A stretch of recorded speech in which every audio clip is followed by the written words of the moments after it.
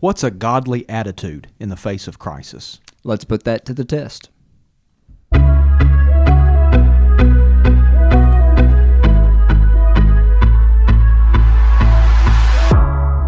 This is Prove All Things, a podcast where we test everything so that we can hold fast to what is good and abstain from what is evil.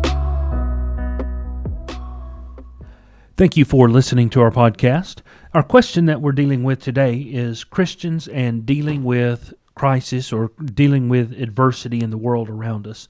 And as we currently are recording this, there's some crisis in our country. Of course, I think just about any time we're recording, it wouldn't be hard to know that there's some sort of crisis. It may be some type of war we are observing or maybe even caught up in, or there are just other injustices. There are other inequities that are going on. It's not hard to just look at the world and think that evil is prevailing in a lot of ways. And there's no doubt that's a troubling thing. So the question is, how do we respond to the evil in the world? How do we respond to the wars or the threats of wars or the moral decay? All of these crises, how do we respond to them? How much concern should we have about what's going on in the world around us? And maybe most importantly, where do we go in Scripture to get some perspective? How do we respond to some of this? Well, we had mentioned trying to use maybe the book of Habakkuk in the Old Testament to look at, and just kind of let it shape our thinking on some of these things. Because when you look at Habakkuk had some questions that we often have. Here's a righteous man, he believes in God, and yet he looks around at his surroundings and his environment and he sees a lot of wickedness. And we know that God is a God who hates wickedness. And we know that God is a God who judges wickedness. And yet what Habakkuk saw was wickedness seemed to be prevailing, and God didn't seem to be doing a whole lot, and that was troubling to him. And I think that's the same thing that a lot of believers feel. They look around and they say, wow, look, we've got a political system that I maybe don't have confidence in, or maybe I do, but I see injustice taking place in some of that, and I see crime escalating, or at least it appears to be that way. And how do we deal with that? So you start off the book of Habakkuk in Habakkuk 1 and verse 2. And Habakkuk says, O Lord, how long shall I cry and you not hear? Even cry out to you violence, and you will not save.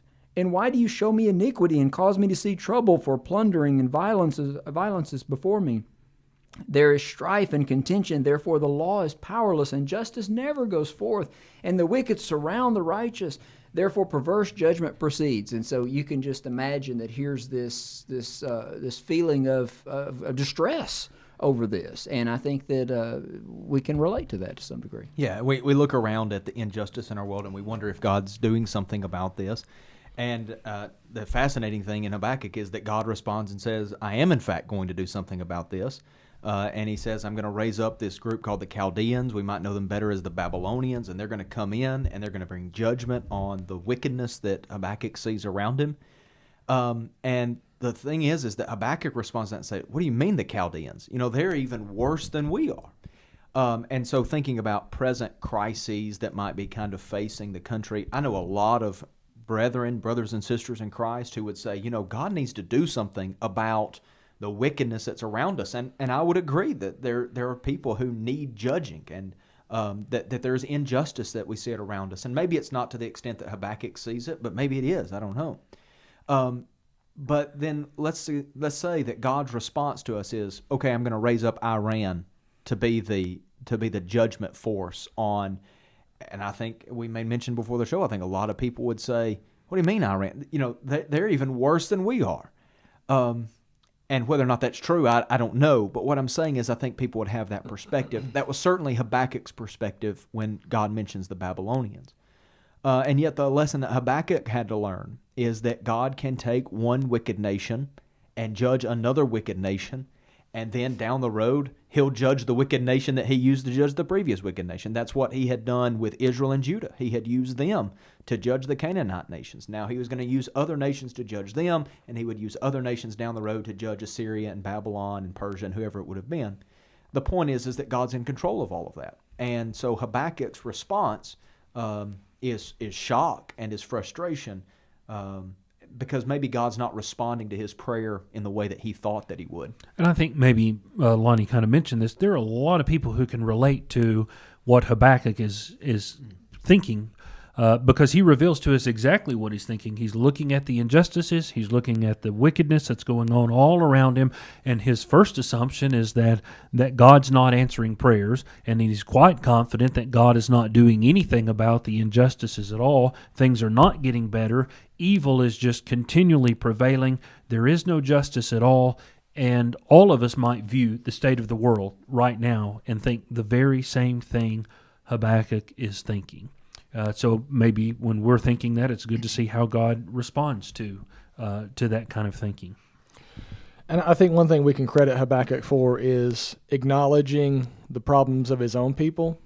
As much as I think America has stood for a lot of good things and has the potential for a lot of good things, but it's not the ultimate answer to the world's problems. And so maybe sometimes we forget that, because good things have been done and we can appreciate those good things, but we need to be honest about, some of our own problems and our own inability to know precisely what God will do, how he will do it. We know that he is in control of the world and that the choices he makes are about helping people come closer to him. I believe that's what Paul talks about in Acts 17 when he talks about determining their pre-appointed times and their boundaries, and all these things are so that they might seek him. He's not far away, but he's trying to make opportunities for people to come closer to him. And so we can commend Habakkuk for that, for being able to recognize the flaws of his own people.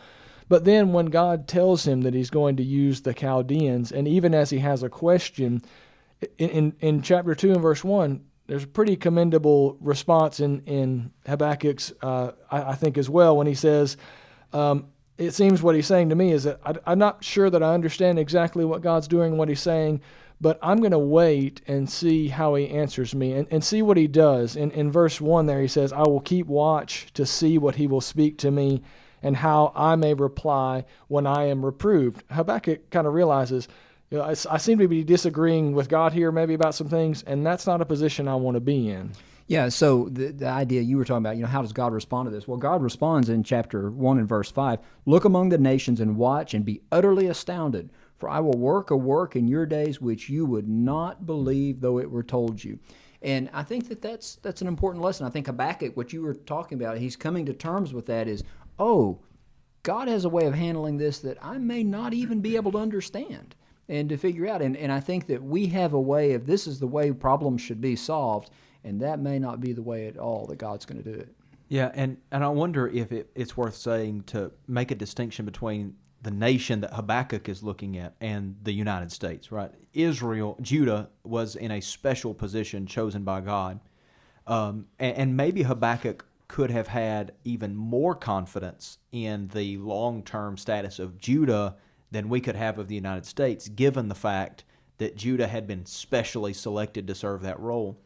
And yet, God has blessed the United States. So for whatever purpose and in whatever way, God has blessed us. We've lived in a time of great prosperity, and yet we have to be careful not to think of, I think it's important not to think of the United States as a new Israel or as a new Babylon, right? But to think of it as what it is. It's America, and so that doesn't make it doesn't make America the chosen nation, and it doesn't make America the representative of all that's evil.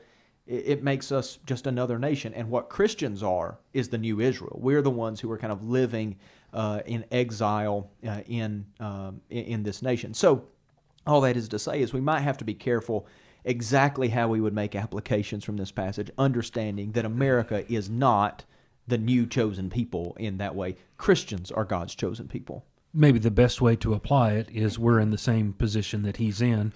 He's trying to be a righteous man, and the world around him is wicked. I think that's exactly right. And I think we need to commend him that wickedness is upsetting him. I mean, it would be a pretty poor state for us to be in if all this wickedness, all this violence was going on and we weren't upset by that. We need to be bothered by the wickedness that's going on in the world because we know it's contrary to God, and certainly God is going to have to deal His vengeance towards that, and that's not ever a pleasant thing. So we need to be concerned that there is wickedness that's going on, and He's just honest with God. And I think sometimes I can do a better job of just being open and honest. It's not as if God doesn't know what we're thinking anyway, but He's telling God exactly how He feels. He's just looking at the world around Him, and he doesn't understand why. He maybe, as I mentioned earlier, maybe even thinks God is just not paying attention to what's going on at all. But then, as Tad mentioned, God kind of corrects his thinking a little bit, or at least gives him cause to stop and think, okay, I'm going to wait and see how this plays out, and maybe that's where we see him kind of regain his faith in God, that God is in control. Well, he receives incredibly terrible news. I feel like I'm a pretty optimistic person, and so when someone is crying, the sky is falling, I try to have the response, probably not. We have setbacks, and it's probably not the end of the world. But really, what God is telling Habakkuk is, yeah, it's pretty much the end of the world for Israel. And the worst case scenario is going to happen is that I'm bringing in a terrible nation, a very cruel nation, and they're going to defeat you, and they're going to utterly defeat you. And it's like, well, what do you do when God says that? Because if God says that, that's pretty certain, and you're not gonna be able to. Well, we'll just fight against God and overcome Him. No, and so he receives devastating news here on this. And so he's trying to come to terms with this when it's certain worst case scenario is taking place. And I think that's really interesting that even in worst case scenario, God's people can have confidence. And God says something in chapter 2 in verse 4. He says, "Behold the proud, his soul is not upright in him, but the just shall live by faith."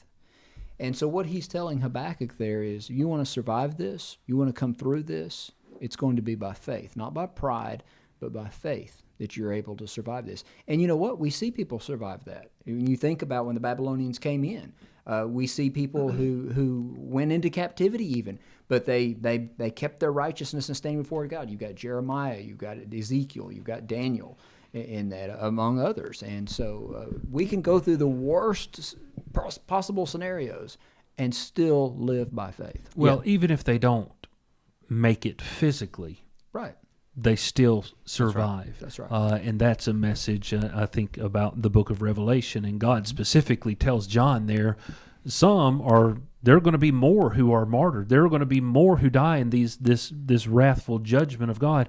But that's okay. And that's, we may not like thinking about losing our life, but some did survive and maintain their physical life, and some didn't. But that didn't mean that all hope was lost for them. So I think something worth spending a little time on, in chapter 2, after God pronounces his woes upon Babylon, the judgment that they will experience after he's done using them, the chapter ends with God saying, "The Lord is in his holy temple. Let all the earth be silent before him." What do you guys think about that? How does that help us in our attitude in times of crisis? Well, go ahead. Okay, so there's two issues I think that Habakkuk sees, right? There's trouble that God's not doing anything about, at least from his perspective. And then there's God doing something that Habakkuk doesn't understand. And the response to both of those is trust God. That God knows what he's doing. He's in control. He's the one in his holy temple.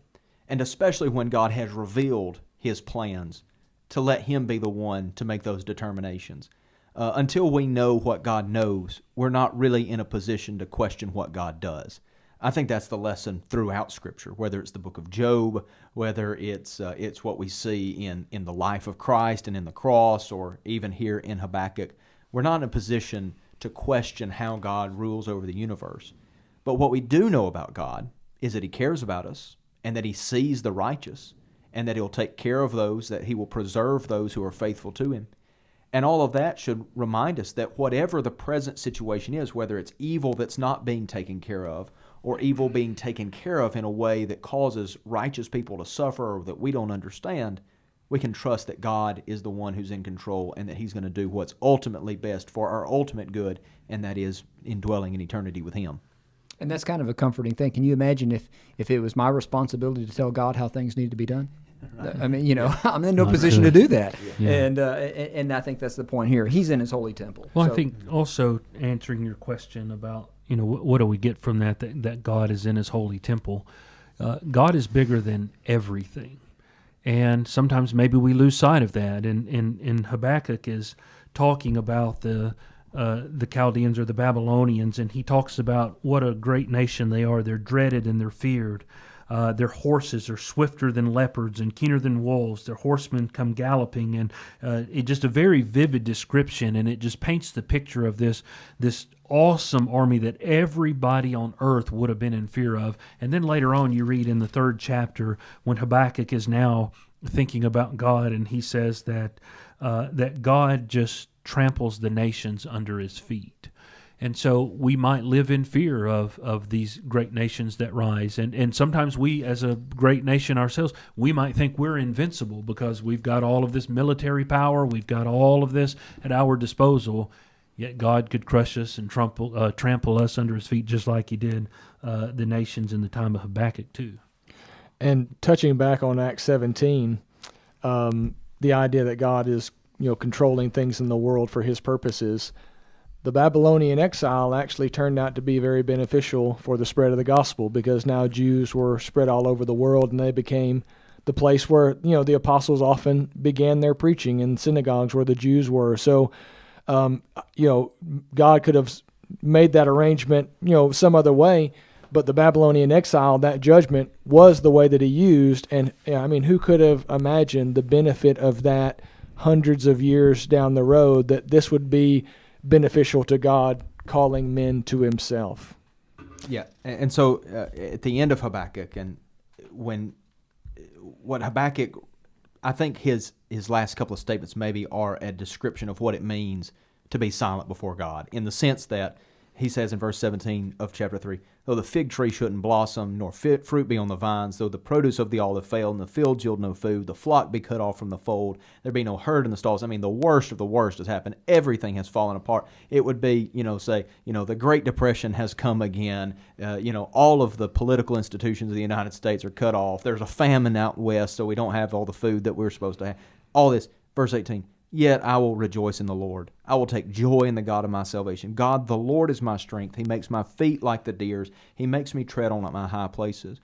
We don't want to face incredible difficulty. We don't want there to be a famine in the United States. We don't want Iran to overrun us or anything like that. But one thing those kinds of things have a way of doing is clarifying where our trust is. It will really sharpen our focus when the things we thought we could depend on, we realize we can't. And if we can realize that in peace and prosperity, then that's great. But if it takes something like a calamity to cause us to depend on God, then maybe that's what I need. Maybe I need something to draw me closer to God. And I want to pray that God will preserve me from anything like that, and that He will draw me close to Him without that. But Job, on the other side of his sufferings, is closer to God. Habakkuk, on the other side of realizing that the Lord is in His holy temple, is closer to God. And so may our prayer be that whether there's evil around us or God's judging that evil, and whatever our physical nation suffers in the wake of that, that we would be able to take joy in the God of our salvation. Amen. Okay, I think that's a good note to end on. That really takes up about most of our time. Thank you for listening. We have not recorded in a few weeks just due to holidays and busy schedules, but we're hoping to get back on track and do this on a weekly basis. We invite your questions. We also invite topic suggestions, so if there's something that you'd like to hear us have a discussion on, please reach out to us. Find us on Facebook, or you can reach us via email, proveallthings@mail.com. Thank you for listening. Thanks for listening to Prove All Things. To suggest a topic, raise a question, or offer a comment, write to proveallthings@mail.com.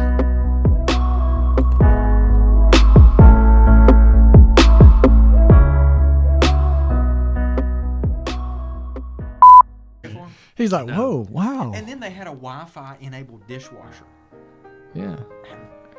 That's so you can turn it on from the couch. You don't even have to get up. Hey, Amanda, the did dishes you? are already in. They don't put themselves in it. You gotta get up to put it. And then you like go sit down like, oh, I forgot to turn it on.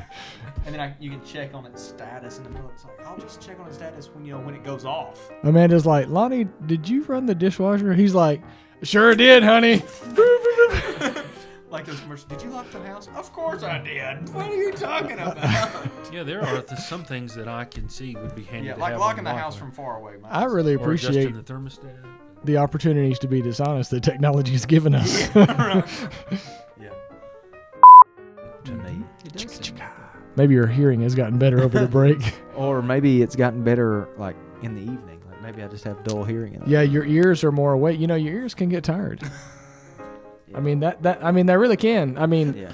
that happens. After a long evening of hearing Lydia, yeah, at me, like when I get up the next morning, it's like, man, I'm not ready for this. Is that what you were thinking? No, And he knows the recorder's on. I was just thinking. I hope Dad saves that. Yeah.